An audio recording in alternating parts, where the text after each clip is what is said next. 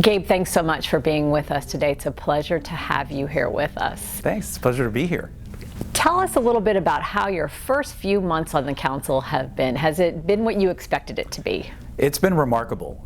We have tackled a wide variety of issues, and it's such a unique perch being on the county council because obviously all of the county executive branch agencies, but also Park and Planning, MCPS, and our Montgomery College, our public sector, our private sector, our nonprofit sector, they all have on some level a reporting requirement before the county council, whether it be through the budget or legislation.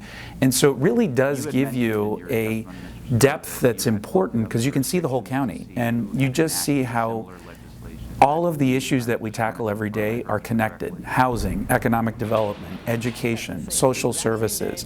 You can't have one without the other. And that has been one of the more interesting aspects of the last few months. One thing you and I had spoken about, and I think it's really interesting, you decided to run at large as a council member, even though you're a lifelong Down County resident. Talk a little bit about that decision and why you thought that was the right place for you as a council member. Well, as director of the Recreation Department, I had the opportunity to oversee over 41 recreation facilities, pretty evenly dispersed across the entire county. And so it made me fully appreciate just how broad Montgomery County is, and we have the urban and suburban and rural communities, and I love all of them. And it also made me realize the unique needs and the distinct needs of each of those communities. And I felt like, having grown up in the county and having lived in Gaithersburg and Silver Spring and Bethesda and now in Kensington, and having worked all across the county and attended just about every civic association meeting there is, that provided some context and background that would better prepare me as a council member. And I have to say that has rung true. Those experiences have been very helpful in providing some context as we've talked about some pretty complex issues across the entire county. You just touched on the fact that you've been here in Montgomery County your whole life. You and your parents, when did your parents come here? So they came in the 1960s with their respective families and both graduated from Montgomery County Public Schools. My dad from Springbrook, my mom from Northwood. Both attended Montgomery College, and so we have strong roots here in Montgomery County that I'm quite proud of. And how did that play into your decision? I mean, you've really been involved in local government with being the director of the Recreation Department for almost a dozen years, and now you're here on the council. How did that hometown feeling of Montgomery County get into you that you wanted to serve your community?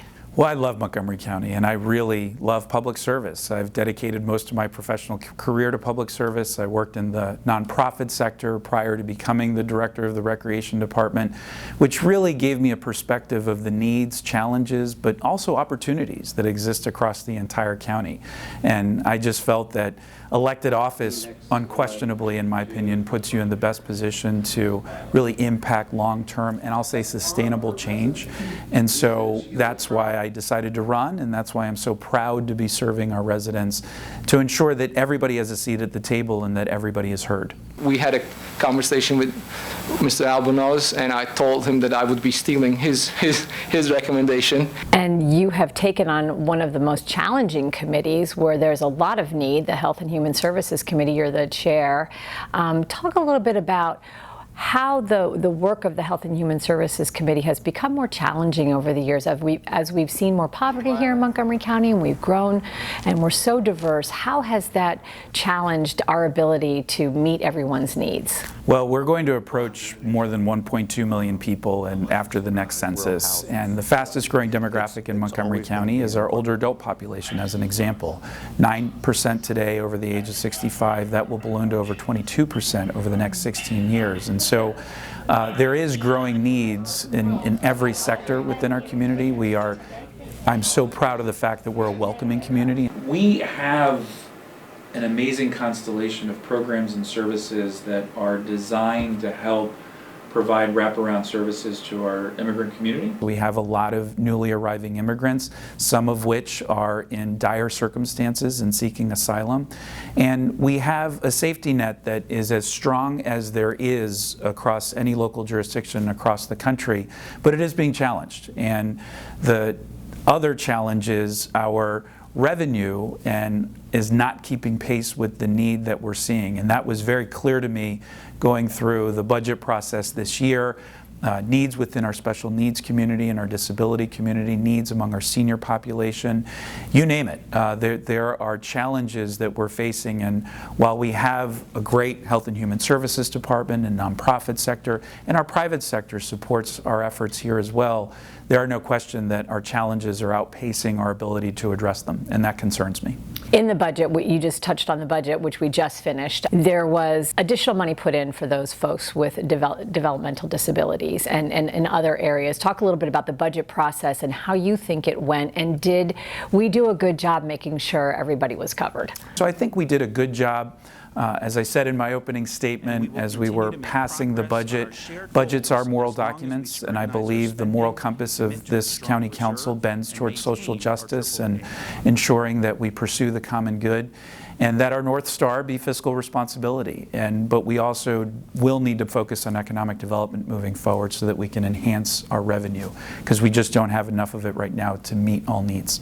We were able to fully fund the school's request. Talk a little bit about how that was able to come about, seeing that the county executive sent the budget over that wasn't fully funded. How were we able to close that gap? Well, there were two things that were really beneficial this year. One, our state delegation did a fantastic job through the negotiation process and the sausage making that happens in Annapolis. They really did help us on a number of different levels by bringing some additional resources that we had not anticipated, which gave us a little bit more flexibility. I also think that forging a very strong partnership and alliance with our Board of Education and our school system in particular, acknowledging that they did a good job of trying to find some efficiencies within their system, and so the total number that they had initially requested was actually brought down a little bit through some savings they were able to find internally within MCPS, which also made it easier for us to be able to fully fund their request. We did add some school resource officers, some mental health counselors, if I'm correct, but I know there are still some issues that exist. In fact, you have recently been speaking with some folks about some real need in the schools as far as the nurses go. Can you tell us a little bit about that? So one area that we did not get to in this year's operating budget, but in my opinion needs to be a very high priority moving forward, is ensuring that we have more nurses within our school system so that we can bring down the really crazy ratios that we're seeing. Our student to nurse ratio is a lot higher, alarmingly higher than other local jurisdictions. And our school nurses are remarkably dedicated staff members and are really important to ensuring that we provide mental health services for our students. And I heard a story just very recently from a nurse who had a student come into her school that had a knife wound, and she was reluctant to go to the emergency room because her parents are undocumented. She felt comfortable going to her school nurse to address that issue. That's the kind of level of crisis, and that doesn't even include our special needs community that would not be able to go to school if it weren't for these school nurses. And so that's just one, but an important example of where we need to do more moving forward. You spent almost 12 years with the Department of Recreation as its director. Tell me how that job shaped you for this job. What did you learn there that you're able to apply here on the council? Well, I learned the value of partnerships. I learned the value of coalition building. I learned that county government cannot and never will be able to meet all the needs of our residents. And so while I was at Recreation Department, it's well known our budget was really, took a big hit in part because of the economic recession that we faced. Cumulatively, over 3 years, over 30% of our budget was cut, had to let go of a lot of great programs and, frankly, a lot of really great people. But we survived. We were able to keep the lights on and the buildings open through forging partnerships with nonprofit organizations, our school system, to better leverage resources. And so it taught me the value of partnerships, but it also taught me the value of just how important government work and these services are to our residents. I will never forget, in my first 2 years, there was was a senior citizen who came up to me after a senior prom, which was a partnership between Blair High School and our Holiday Park Senior Center, in which seniors from Blair came to Holiday Park to dance with the participants of the program. And a woman came up to me with tears in her eyes and said, "Thank you." And I said, "For what?" And she said, "That was the first time I danced since my husband had passed away 4 years ago." That kind of story is indicative of so many of the services that we provide to our residents and why the work that we do is so important. And I know during that time you focused a lot on making sure that all parts of the county were equal with their facilities and ability to have recreation centers. And I know the East County, I believe there was a recreation facility that was remodeled and reopened under your watch. Talk a little bit about that. Yeah, we were able to get through 11 capital projects and the development of 6 additional community recreation centers. Woo! Hello, good people. This is truly a special day.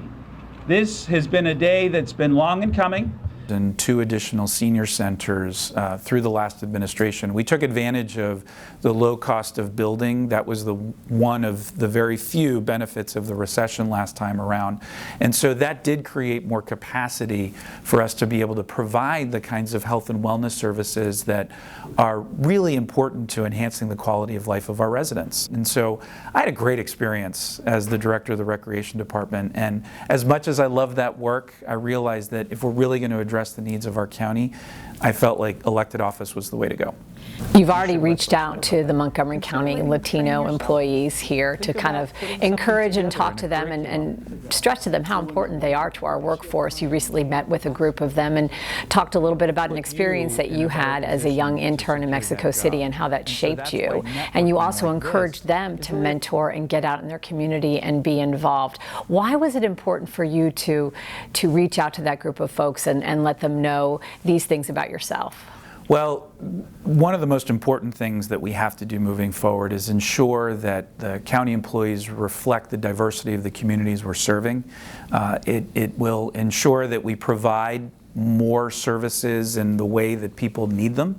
And we have an incredible workforce here in Montgomery County that works tirelessly as public servants and have chosen the vocation of public service, which is really remarkable. But they are interested in promotional opportunities. They're interested in trying to get more support so that they can fully take advantage of their skill set to help our community. And I'm going to make an offer that I mean sincerely, and I hope you take me up on this.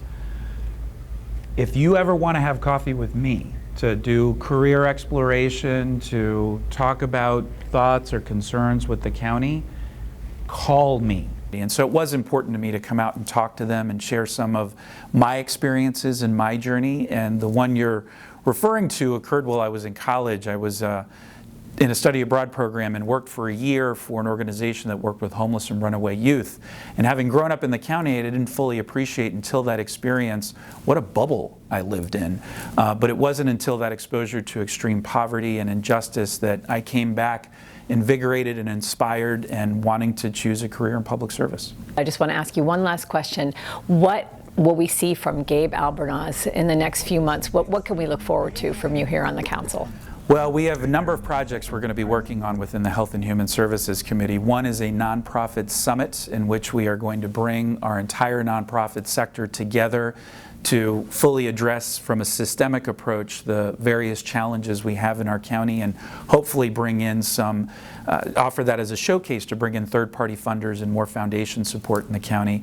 We're going to be focusing a lot on disability issues in our special needs community. There are great gaps in that system, particularly in crossing over in our work with the state. And so our office will be working closely on helping to fill those gaps and better offer wraparound services. And using the acuity of need as our guide, things like enhancing our school nurse health program will be very important for us as well. And then finally, a personal passion of mine is to continue to work on closing the opportunity gap that exists within the county. So we will be focusing on, as an example, how we can better provide more after-school programs and summer programs for students across the entire county. Thanks so much for being with us, Gabe. What an honor. Such a pleasure.